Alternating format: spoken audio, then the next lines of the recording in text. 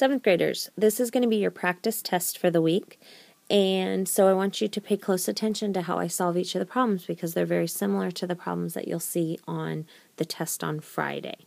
So let's go ahead and take a look. All right, this is problem number 1, but what I've done is I've dropped in a picture of the real number system because this is what we've been talking about this week and the difference between rational and irrational numbers. And so I just want to remind you, here are the rational numbers sitting here in this pink area, and here are the irrationals in this little circle off to the side. Okay, now rational numbers are all those numbers that can be written as fractions or ratios, like 15 and 2/3. 15 is really 15 over 1. But it also includes numbers that are decimals because 15 is really like 15.0. Okay? But 2/3 is really 0.66 repeating. So these decimals are either repeating decimals or they are terminating, which means that they end like 15.0. Or like 1/4 is 0.25, it ends. So terminating is what we call them. Okay, which means that irrational numbers are the opposite. They are non-repeating, non-terminating. Okay, so the other way to tell, especially when you're looking at the radicals, the square root numbers, is that if it's a perfect square root, then it's rational. If it's not a perfect square root, then it's not rational. So let's take a look at our numbers. 15 is a whole number. It's a natural number. It's an integer. Therefore, it is a rational number. So we're not going to circle him. 121. 121 is a perfect square. We know 121 is 11 times 11, which means that when this 11s are underneath the radical, you have a pair, and they can be pulled out. So the root of 121 is really 11, which makes it a rational number. It's a perfect square. So we're not going to circle him. 44. 44, if we take it to its primes, it's really 2 times 22, and 22 is really 2 times 11. That means that under my radical, I have 2 times 2 times 11, and this pair can come out, leaving me with 2 root 11. And since I have a non-perfect square, that root 11 is going to stay there. 11 is a prime number. It's the root of a prime number. That means that this is an irrational number. So I'm going to end up circling him and saying he's irrational. And I could actually tell right from the beginning because I know that the root of 36 is 6 times 6, a perfect square. And 49, the root of 49 is 7 times 7. 44 falls in between. It's not a perfect square. So therefore, it is an irrational number. 200 is the same. I can look at it and I can say, oh, 225 is the perfect square on one side. I can't quite remember what's on the other side, so let's take it to its primes. 200 is 20 times 10. 20 is 2 times 10. That leaves me with a 2 times a 10 times a 10, and here's my pair. So I have a 10 root 2. Oh, well, that must be irrational because I was left with a radical.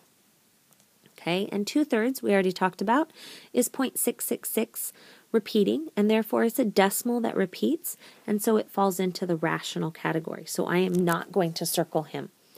Okay, I'm going to move on, and I want to take a look at problem number 2. I'm going to slide these guys up. I'm going to slide my paper up. See if I can get these guys further. There we go. All right, so we're going to take a look at this problem. And problem number 2 says that we're going to use the Pythagorean theorem.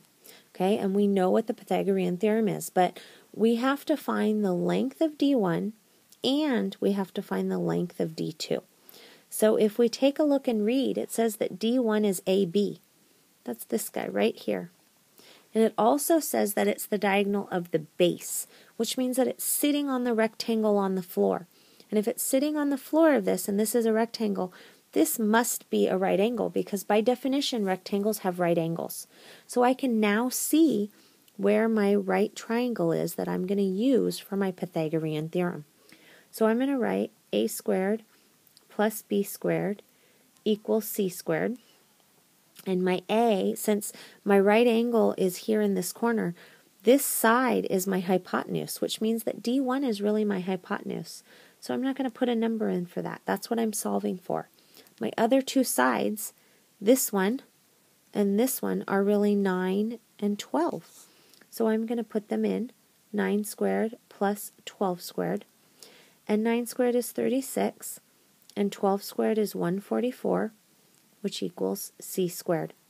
And 36 plus 144, I'm going to do the math over off to the side. Oh, I'm sorry, I made a mistake. It's not 36, it's 81. So let's fix that. 81 plus 144 is really 225. And so 225 is equal to c squared. Well, I happen to remember from my perfect squares that 225 is a perfect square. So when I take the square root of both sides in order to get that c alone, 225 is really 15. But I want to make sure that I write this the right way. So I'm going to say that D1 is what I solved for, and it equals to 15 inches. And this is going to be the answer that I box. I didn't box the 15 equals C. I boxed what I was solving for. D1 equals 15 inches. Now, I still have to solve for D2. And D2 is this guy. I'm going to draw a blue line through him. He's AC. Now, he's going to make a triangle. We just have to figure out how. So he goes from this lower right-hand corner up to this upper right-hand corner, diagonal through the prism, which means that in order to make a right triangle, he's using these lengths. Because it is a rectangular prism, that's a right angle. We know it by definition. So the D1 that we just solved for is now one of our legs, and this 6 inches is the other leg, and D2 is again our C, it's our hypotenuse. So I'm going to write my formula, and I'm going to remember that my D2 is actually the hypotenuse that I'm solving for, and I'm going to plug in the other values.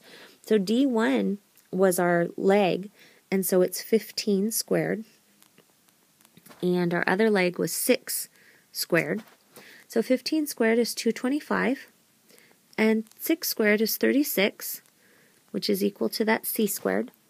And I'm going to come down and do 225 plus 36, and we get 261. So 261 is equal to c squared. Okay, and what I want to do is I want to figure out what 261 is. Well, I don't quite remember. I don't think he's a perfect square, but he's got to be really close to something. So if I know what perfect square he's really close to, I could write it, but I can also solve it. I can say that 261 is divisible by 3, and I could take him down to his primes. 3 goes into 26 8 times with a 2 remainder. 3 goes into 21 7 times. Well, 87 is actually divisible by 3 too. I know because 8 plus 7 is 15. So 3 goes into 8 2 times with a 2 remainder, and 3 goes into 27 9 times. So this is 3 under my radical up here. I really have, when I take the radical of each side, I'm really having 3 times 3 times 29 is equal to that c. And I have a pair of 3's that can come out. So I have 3 root 29 is equal to c. Well, the problem with that is that 3 root 29 doesn't actually tell me how far or what the real number is to this. And so I have to think about it logically, and I have to say, root 29, well, I know root 25 is a perfect square, and root 25 is 5. So if I said that root 29 was really close to 5, I would have 3 times 5 is about equal to that c. So that would mean about 15. Okay? And 15, that would make it 15 inches is what it's about for the c. However, I think that root 29, if you look on a number line and you put root 25 here, you would have 26, 27, 28, 29, 30, 31, 32, 33, 34, 35, 36.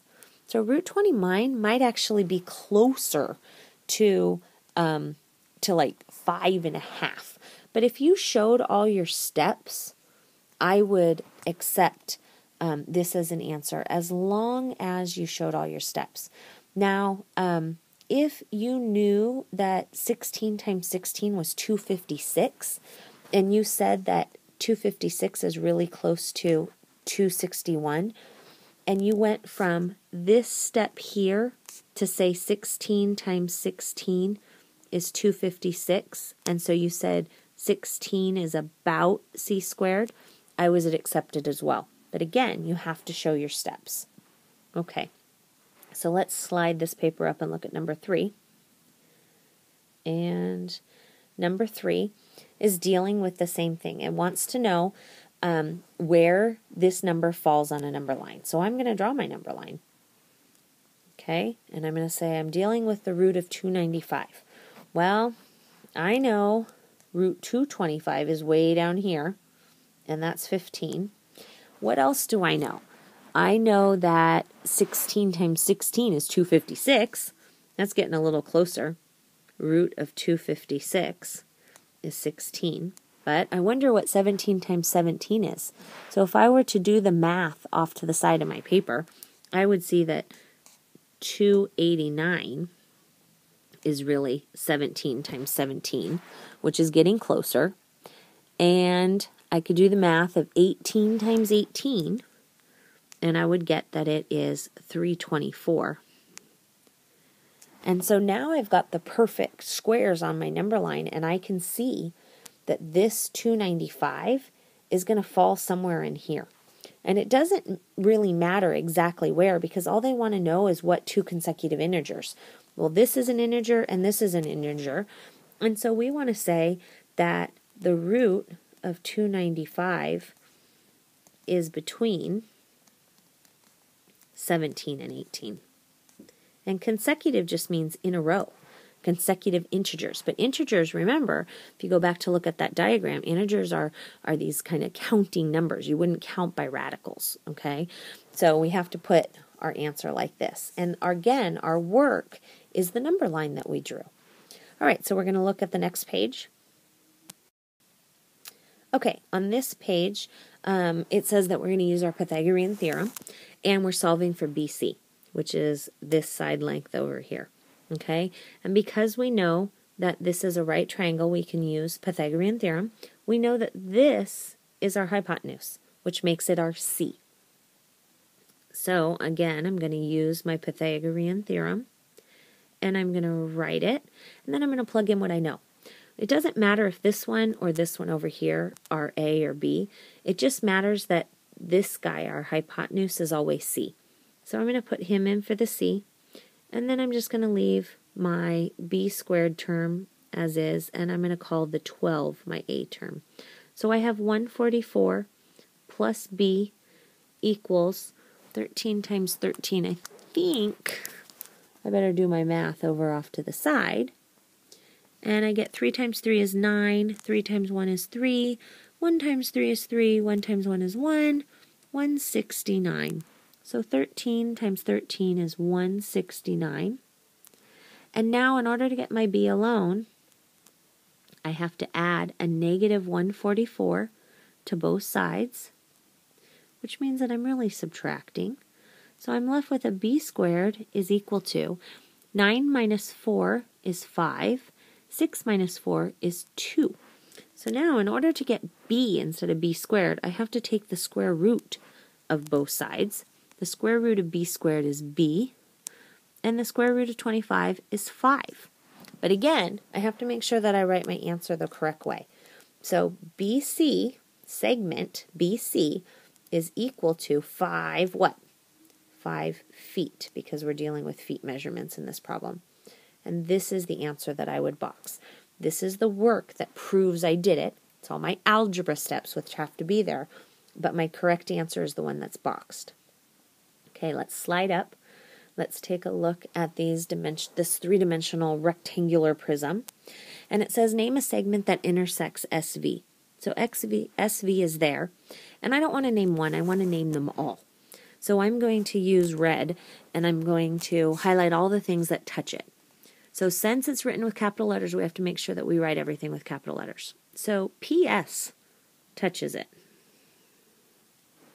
And TV touches it. And notice I'm putting my line segment symbol above it. RS touches it. Okay, and QV touches it. All right, so those are all the intersecting ones.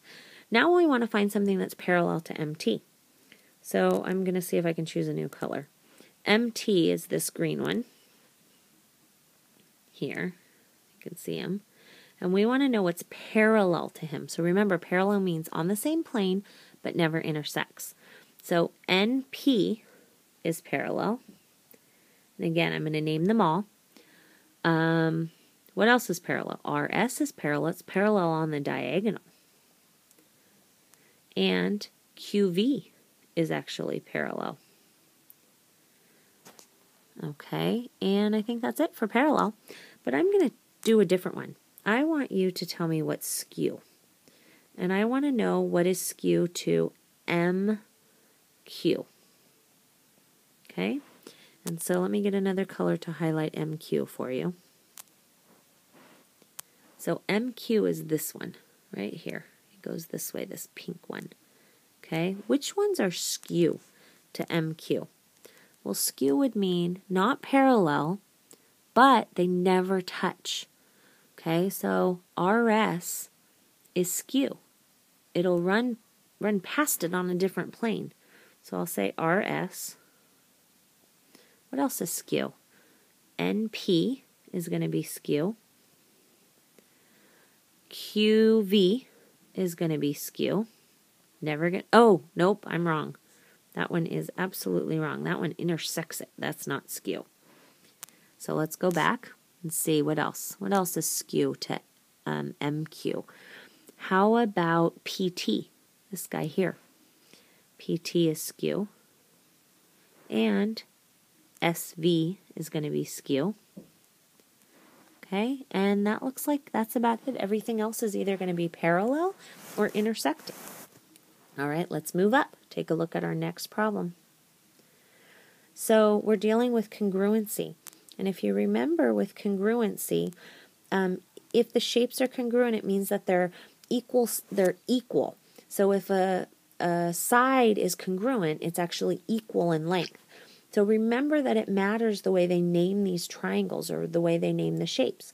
So this is named as ABC, which means that AB runs from here to here. Okay, and it runs in this direction. The next triangle is named as YZX, which means it's named, the first side is YZ, and it's named in this direction. And that matters because it means that AB is the same as YZ. So when I want to look at what we're supposed to be finding, we're supposed to be finding this side F right here. Side F. We're supposed to be finding angle D and angle E, or the measure of angle E. So I'm going to write them. Side F is one thing we're supposed to find. The angle D measurement is a thing we're supposed to find, and the angle E measurement is what we're supposed to find. So now let's go back to how they're labeled. AB was written in this direction, and YZ is in this direction. Those are the first two side lengths. Well, look, side F is really YZ. And since YZ is the same as AB, it must be 6.5 inches. Okay, and now if you take a look at this angle Y, this kind of vertex Y, it is related to that D that we need to know. We want to know the measure of angle D. So since it's related to the point Y, you can see point Y is the first letter we named. And point A is the first letter we named on the other guy. That means that A is really the same as Y. So the measure of angle D is really 30 degrees. And now let's take a look at the last one. E. E is related to this Z. And Z is our middle point named. And B is our middle point named. So that means Z is related to B. And here's B. And B is 125 degrees, which means that the measure of angle E is 125 degrees. Now, the endings, inches, degrees, those are important. If you don't have them, the problem is wrong. Okay, if you need additional practice, you should be going to mypacent.com and pulling up some of the practice worksheets. They have the answers on them as well to help you. You can also pull up another one of these worksheets and try it on your own without my support.